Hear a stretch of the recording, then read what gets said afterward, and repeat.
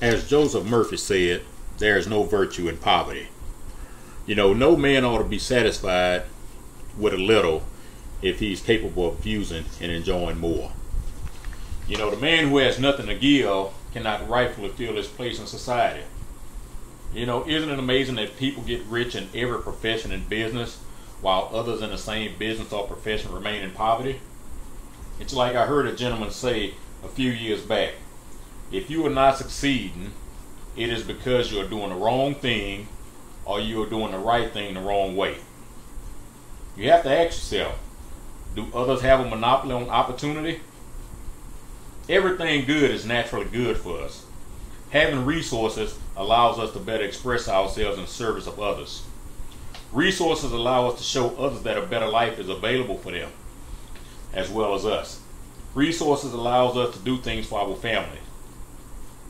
We have to get rid of that mindset that we have a limited supply.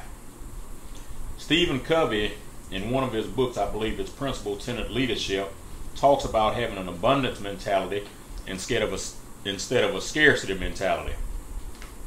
A lot of folks live life believing that there's a limited amount of resources to go around for everybody. They believe that life is a lie and there are a limited amount of pieces of a pie to go around. Instead of looking at life as a kitchen with all of the ingredients to make as many pies as we want. We're going to start to recognize more when we give more. I'm not talking about giving people money. I'm talking about giving people greater value. We're going to have to fix the image in our mind, and it has to be clear and definite as to what we want. If the picture is not in focus, it's going to be hard to identify. Kind of just like when we take pictures with our phones or our cameras. If people still use those, I still have cameras. But we have to get the picture in focus to make sure we get a clear picture. What do you want? Do you want it bad enough? What would your life be like if you owed no money to bills with the exception of what you had to pay monthly? Like water, electricity, gas, things like that. What would life be like if you didn't have a mortgage? What would life be like without a car payment? If you can't see that type of picture for your life, what would it be like if just your credit cards were paid off? Now, we can't continue to talk about what we want without working toward what we want. If we want financial stability, we can't keep our focus on poverty or being poor. Wherever the mind focuses is what we usually end up with. One of the things I hated hearing years ago was that my past thoughts had brought me to the place that I was currently living. When you have been taught your entire life that rich people are evil and have too many problems, even if you know better, your mind does everything in its power to make sure you never have riches. Your mind and your entire being has internalized that thought process. You go through your life, and every time you see or meet someone who is well off, you have a thought in the back of your mind that they did something wrong to get there. I remember when I was in college, I worked at a retail store, and I was getting ready to take something out to a vehicle for her, and she was at the counter paying for her stuff. And she opened her checkbook to write a check. And I just happened to look down at the checkbook and saw that her balance in that checkbook was right over $10,000. Guess what my thoughts were? Based on my programming and my upbringing and my current hourly wage of $5.25 an hour, I had a hard time believing that someone had that type of money in the bank. What has your upbringing taught you? I grew up thinking that the only way I would be able to make it was through the sport of football. And that's normally our conditioning in the black community especially, that we're going to make it in athletics. Where did I get that thought process? Probably the same place many of you that are listening to this got it. Just like we can't be healthy by thinking thoughts of disease, we can't get rich by thinking thoughts of poverty. We shouldn't talk about, think about, or concern ourselves with poverty. It gets difficult, though, when you have been raised to think poverty and when you have experienced poverty. Let the experts spend their time studying poverty. The experts actually get paid very well to tell you how bad people are doing. Poverty is negative. Negative saps our energies. You know the best way to help poor people? The first way you help them is not being one. The second way is to get rich enough so you can lend a hand to those in need. Remember, when you get instructions on a plane, the flight attendant says to put your oxygen mask on first if you are traveling with someone who needs assistance, so you don't compromise your life or the one traveling with you who may need assistance. Our finances are the same way. We need to get ours in order before we can help others. It is great to want to eradicate world hunger, but since you owe Visa $1,000, let's start there first. If you're going to become rich, you can't hold images of things that poor represents. Don't read the things that poor people read. Don't go to places the poor people go. I remember reading about a gentleman who had no money, and he found out where the better off people went for dinner. He couldn't afford dinner, but he got dressed up and he went and ordered a drink because it was all he could afford, just so he could be in earshot of their conversations. And guess what? By listening to their conversations, his thought process towards money changed. You know, I know I'm going to probably catch some flack about this particular talk because talking money in our society is all of a sudden considered taboo. But tell me, if money is not important, why do you get up at least 5 days a week to go and earn that thing called money? We were taught our entire lives to not talk to others about money, religion, and politics. Well, guess what things are doing the most damage to us in today's society? The lack of money, controversy between the religions, and the misunderstanding of politics. You know, poor people don't need charity. They need inspiration. They need a dream. They need a desire to do better. If we have had financial troubles in our past, we shouldn't focus any energy in that direction. You know, the rearview mirror on your car is smaller than the windshield for a reason. If our parents and grandparents were poor, don't talk about it. By doing those things, and you haven't earned riches, is to associate yourself with poverty and their poverty. How can the mind function toward riches if it keeps the focus on poor and poverty? We're going to have to believe that wealth is available for each one of us. You know, I heard Miles Monroe say that, contrary to what we believe, no money has ever left the earth. That's something to chew on for a minute. You know, I also read in a book somewhere that if they were to take all of the wealth worldwide and equally divide it among everyone in the world, the ones who had the wealth before the distribution would get it all back. Now, that's not going to be because they're going to steal it, but because they think differently in terms of money. I heard a businessman say years ago, if you took all of his money from him, and this guy's a multimillionaire, in a couple of years he will be a multimillionaire again because he learns and understands the principles on how to earn money through business ownership. So, some preachers will get upset about me talking about money. So, some are only preaching for money themselves. And the rest of them need the money to keep the doors of the church open. You know, we shouldn't sit around waiting on a change of environment before we make changes. We should put forth some action and create our own change. When you don't put your oar in the water, it becomes harder for the rest of society to row the boat. Don't live your life continuing to be a leech. Don't suck off of everybody else's productivity. Eventually, the rest of society will run out of blood for you to keep sucking on. Have you ever tried to push a wet piece of spaghetti? When we can do things that we want to do, life offers us satisfaction. When we're not able to do the things that we want to do, life gets boring, and nothing else satisfies until we can truly feel that void of happiness. Am I saying money is happiness? No, not at all. But have you ever looked at a kid's face on Christmas? Now, I'm not saying money makes you happy, but poverty definitely doesn't make you happy. You know, I ain't never heard nobody sit around and, you know, husband tell his wife or man tell his girlfriend or his kids, we broke, but we happy.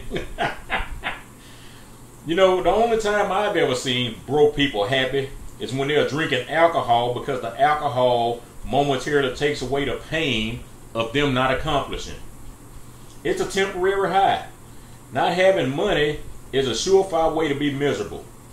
You know, you'll get a raise on your job for 6% and you think you did something great. Well, you know, it's better than not getting a raise. But what you didn't realize was that mayonnaise went up 22%. You know, I remember a few years back a guy complaining about the brown bag special at Sonic going from $5.99 to $7.99. You know, let's face it, everything increases over time. The best thing we can do instead of complaining is to out-earn higher prices. You know, I mean, even a dollar menu at some places nowadays includes items that are $1.39. You know, they used to be $1.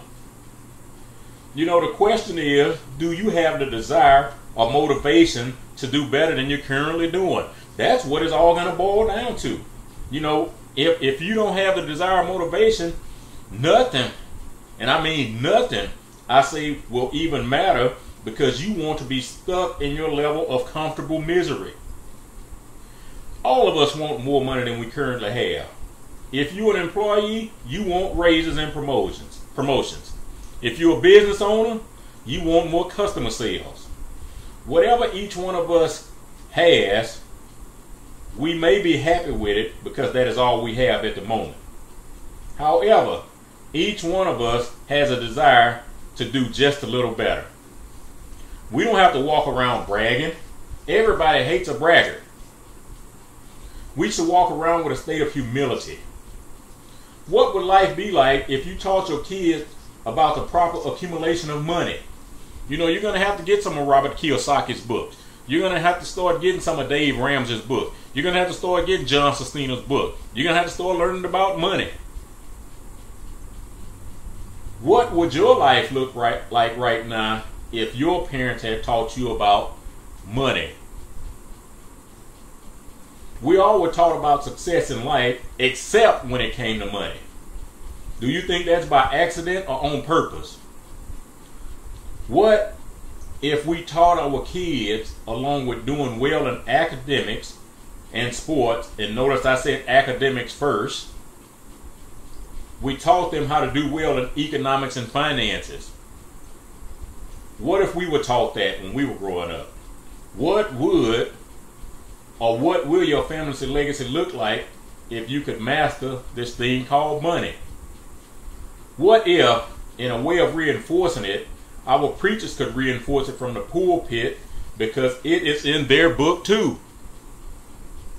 I'm not talking about the selfish ones who are in it for the money and the money only.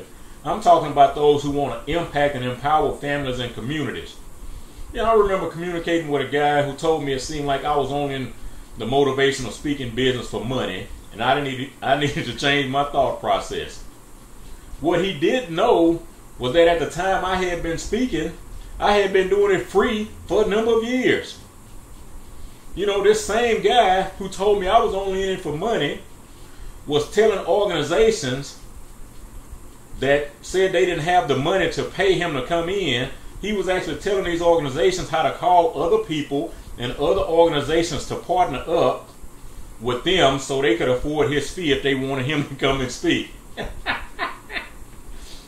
You know, I talked with another gentleman whom I consider a mentor, and I told him about this communication, and his response was, everybody is in whatever profession they're doing for the money. He said, yeah, we might be passionate about what we're doing, but if we're not getting paid, we're not doing it too long. And this guy just happened to be a motivational speaker too. You know, as I mentioned earlier, you know, Joseph Murphy said, there is no virtue in poverty. You know, poverty is a disease like any other mental disease. We were born to succeed. We were born to win. We were born to conquer difficulty in our lives. You know, I'm not saying to love money. I'm saying that we should appreciate the value and what it allows us to do. But money is freedom. We drive around with spare tires in our cars. When are we going to put some spare income in our bank accounts? Just as we can't neglect some form of spiritual food and physical food, we can't neglect our economic food. Some folks do not like the process of daily affirmation. I do. Start saying on a daily basis that you are prospering every day and that you are moving forward financially. The things that keep us and actually have kept us away from money circulating in our lives are our mindsets and our attitudes toward money. If you want riches to enter your life, you can't curse the man or the woman who already has them. When we feel or operate from a position of lack, we increase the lack in our lives. What if we said, I wish for every man on earth what I wish for myself?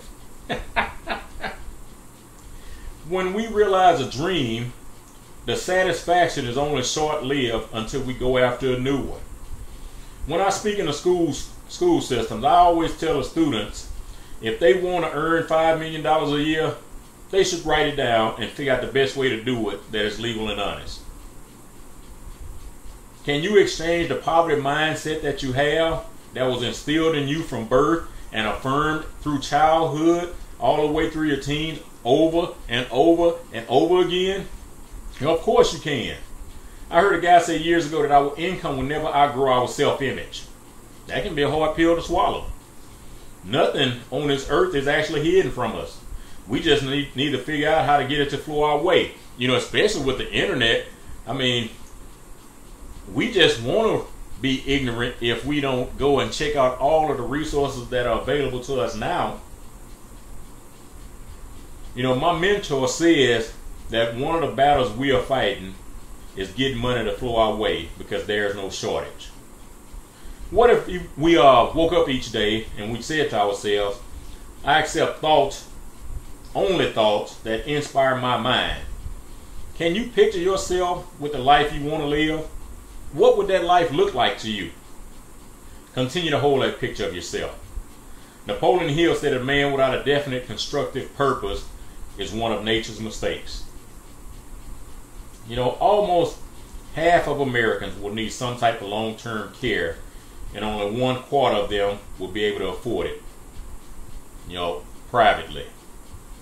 If we don't decide that we want to be rich, we will probably end up poor because the value of a dollar shrinks every 10 years. 38% of the doctors in the U.S. are of Indian descent, and they are one of the wealthiest groups of people in the United States. Guess what they stress more than anything? Education. They stress education more than any other ethnic group that I know of, and many of them are running most of our American and global companies. You know, the cost of food is rapidly increasing. You know, yeah, your packages might be the same size, but the amount inside is shrunk. The price of gas continues to slowly creep back up to the prices of 2008. Healthcare is about to blow the roof off. I was talking to a friend a couple of days ago, and he was talking about a lady at church that actually got the healthcare subsidy. And she thought everything she had was going to be free. And she went to the pharmacist to get a prescription filled, and they told her it was going to be $245. And she said, it's supposed to be free under my health care plan. And the pharmacist reminded her that she needed to meet the $6,000 deductible first. You know, I'm not laughing at the woman's situation. I'm laughing because people don't really want to understand what's going on in our society. They're listening to the wrong folks. You know, property taxes are increasing. And if you think because you might rent your home, you don't pay property taxes, you better think again. They're included in your rent. You know, in Houston, you know, right now, today, it costs about $10 to see a movie that might last for about an hour and 20 minutes. and a lot of times they're not even worth seeing. I mean, I saw one movie. I've seen one movie in the last 13 years, maybe a year and a half ago. My mentor took me to see a movie, and we went during the middle of the day. We were the only two in the theater. You know, life is supposed to be fun. You know, should we hope that prices decrease, or should we figure out a way to increase our earnings? You know, we need to focus on solutions and not problems. You know, the problem is we spend so much time on our problems that the solution isn't in sight. If we have all of our eggs in one basket, what happens if we drop the basket, or someone else comes along and knocks it out of our hand? You know, most of us are good at reducing our expenses, but most of us are not good at increasing our income. Oh yeah, we can get another job. That helps. But have you changed your thought process toward money? And let's be honest, we really don't like to have to reduce our expenses. You know, I remember a while back, all of those folks who bought those H2 Hummers were leaving them in the driveway because they couldn't afford to put gas in them. And I also remember hearing a guy that is a wealthy businessman, you know, saying that when he goes to the gas station, people are always asking him how much gas his vehicle uses. And his response is, it uses all of it. You know, is cutting back on gas a topic at your house? You know, it might not be right now because it hasn't creeped back up to that $4 range like it was here in Houston. You know, if we're not already rich, we have to change what we're doing, because what we're doing has not gotten us to that point yet. You know, I mean, we go to school to learn how to work for money instead of how to have money work for us. You know, I remember my economics teacher in high school. And my economics teacher in high school didn't care for me and my best friend too much. But my economics teacher in high school was driving a 1977 Chevy Nova, and I graduated high school in 1989. And just to make a reference point, my mother bought a 1977 Chevy Nova in 1977 when I was in the first grade. That my drunk uncle later wrecked taking me to school. I mean, that street light just jumped right out in front of us. You know, we also have to be careful about the people who call themselves financial advisors. Most of them are salespeople or insurance salesmen. Most of them don't even invest in the things they're telling you to put your money in. Is your current environment one that's conducive to get rich? Was your upbringing one of a financially poor one? Are you still practicing those very same habits that were passed down to you? Is your current environment one that is promoting poverty or riches? You know, your friends and associates is the environment I'm talking about.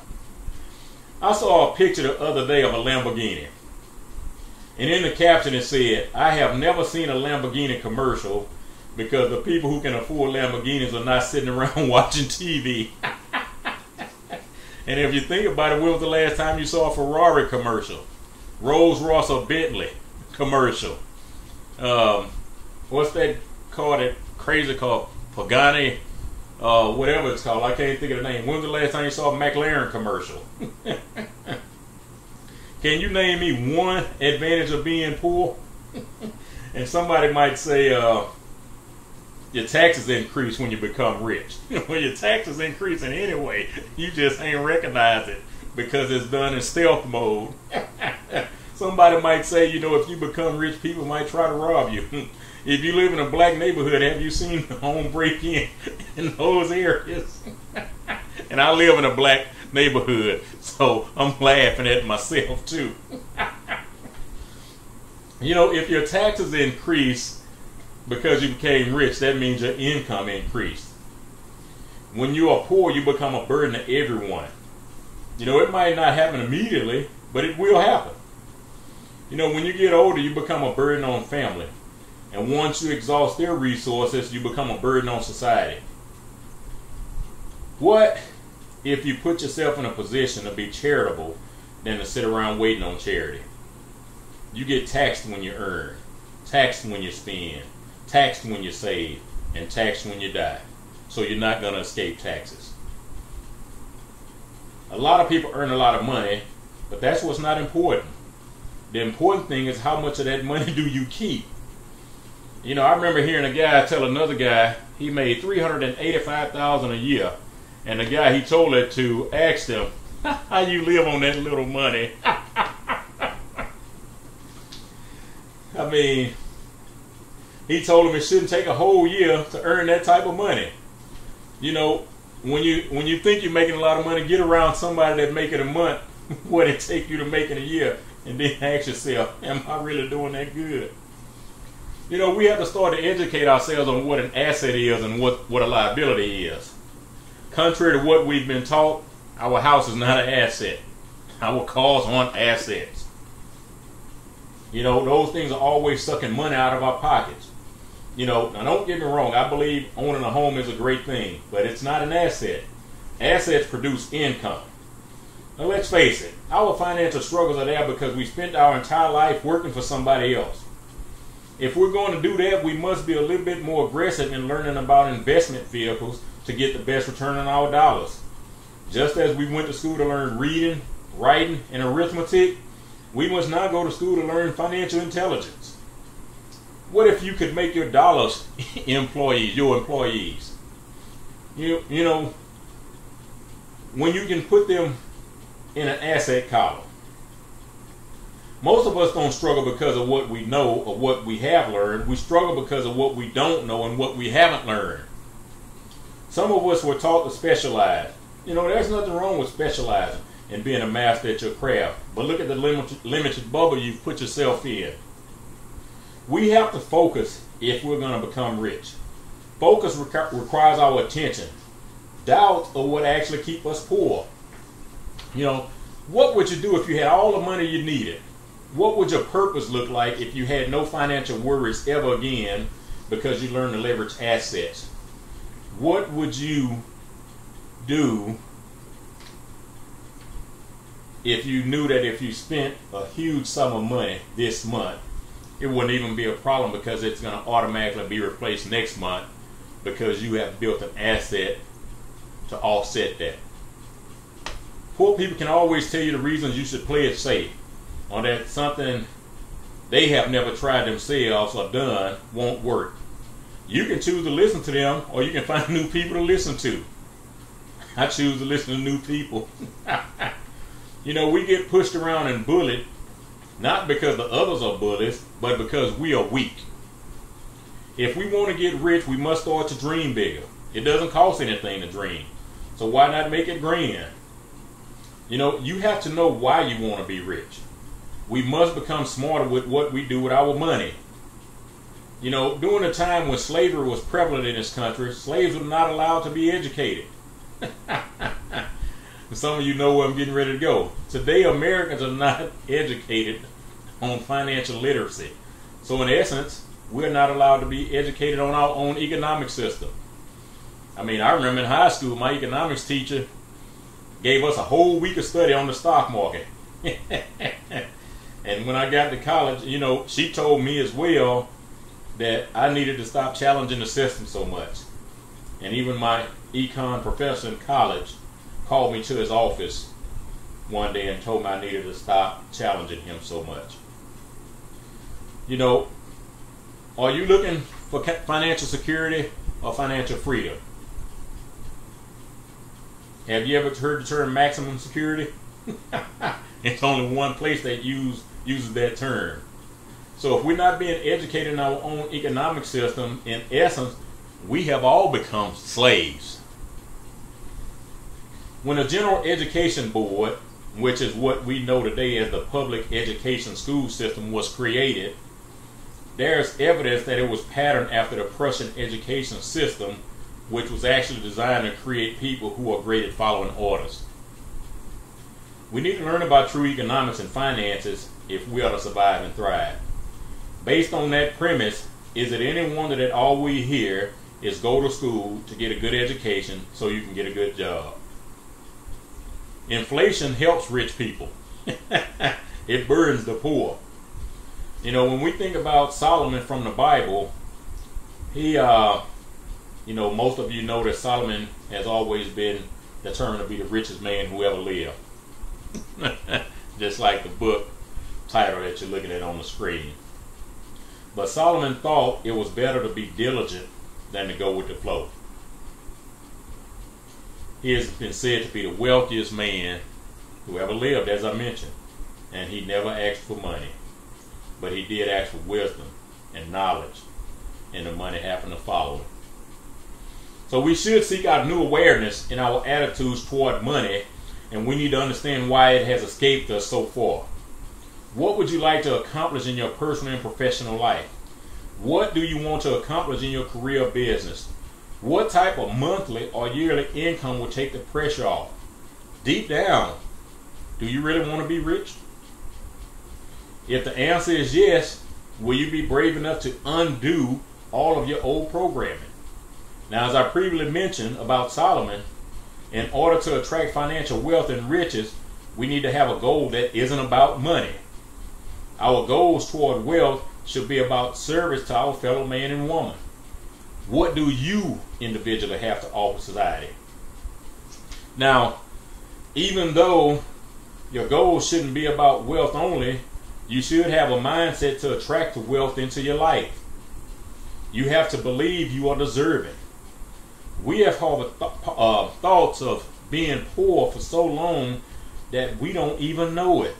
We can't even recognize it.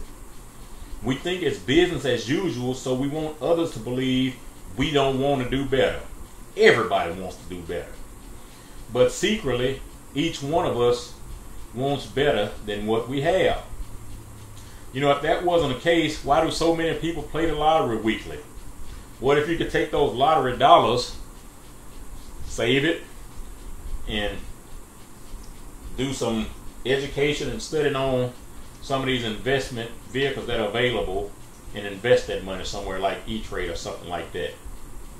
You know, the lotteries don't get to these exorbitant amounts of money by people not playing. It increases every few days because people go put more money toward it. Now, don't get me wrong. When it gets to these crazy amounts, I'll go spend $1. You know, I know we have all heard it's better to give than receive. How many people actually giving to you? In order to give, you have to have something to give. In order to have it to give, you must go out and do what it takes to have it to give. Remember, as I stated earlier about the airplane, put your own oxygen mask on first. You can't give out of your abundance if you haven't created an abundance to give from. The more money you have means the more you can give. Oh, you can attain more money to buy things for yourself, but you're going to eventually come up empty. You know, how's your program with regards to getting rich or being rich? Have you ever said, I can't afford that? If you have set the forces of poverty and lack into motion in your life. People are always telling others what not to do because they haven't even tried anything themselves. The people we hang with are the biggest influences on our level of wealth. Many of you have heard that your income is about the same as the 5 or 6 people you consistently associate with. I mean, if you make $50,000, $75,000 a year, a person that make $500 ain't hanging with you. Who are those people in your life? And what are they doing to better themselves? Will you be able to survive financially if you become disabled? We have more of a chance of becoming disabled than we do of dying in a calendar year. And it doesn't take a car accident or a natural disaster to render us disabled. It can be something as simple as an infection on your foot that keeps you from walking for a while. It can be something like a stroke or a heart attack that hits you. I'm not trying to paint a picture of doom and gloom. Just look around you. How many folks do you know that this has happened to? Now, the question is, are you in a financial position to help them long term? Better yet, are you in a position to take care of you and your family long term? The last statistic I saw with regards to credit card debt was that it increased by 116%. And I saw that 25% of Americans don't have what we would call spare cash. About 70% of us live paycheck to paycheck. And about 49% of us are only able to cover 1 month's expenses if we lost our job. 70% of married couples reported money troubles. And I bet it's not because they have an abundance of it. There's a load of abundance for the man who will go with the tide. And the tide I'm talking about is putting the success and wealth principles in place. Because that might seem contrary to everything I'm saying, but it isn't. What I'm saying is we should learn how to win in this economic system of capitalism and free enterprise that we have in this country. There's a load of abundance for all of us. What if we had the thought process that there was an abundance for each one of us? What if each one of us had the thought process like a seed that we plant in the ground? When you plant a seed in the ground, it's only one seed. But when it's harvest time, they're producing an abundance of fruits or vegetables. I have planted tomatoes in the past, and once the plants started to produce, I had to harvest them each day. There was so many that I was giving some away to neighbors and friends. Now, I did plant several seeds because I like to start my flowers from seeds instead of plants. And that's a tip. I planted several. I like to be in charge of the success of my plant from start to finish. I want to know what fertilizer went into cultivate that soil around that seed. Having riches is the same way. When we plant enough of the right seeds, come harvest time, we have an abundance for ourselves and also to share. I enjoy, and my wife enjoys, eating fruits and vegetables that are fresh from our garden. But guess what? I get excited about the sharing process even more. What if we had that thought process about money?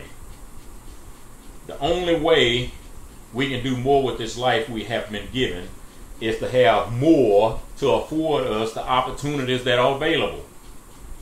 How many times have you said, I wish I had? When we think of someone like Mother Teresa, she took a holy vow of poverty, but it still took money to finance her. She might have done that, but she wasn't living on the street. Resources had to take care of her. She didn't starve. What if you could start picturing in your mind the things that you would like to have all the time? Years ago, George Burns was asked what having money had done for him. His response was that money had allowed him not to worry about money and to be able to focus on the important things in life. What he was saying in my translation was that we spend so much of our waking hours chasing after money that we miss so much of living.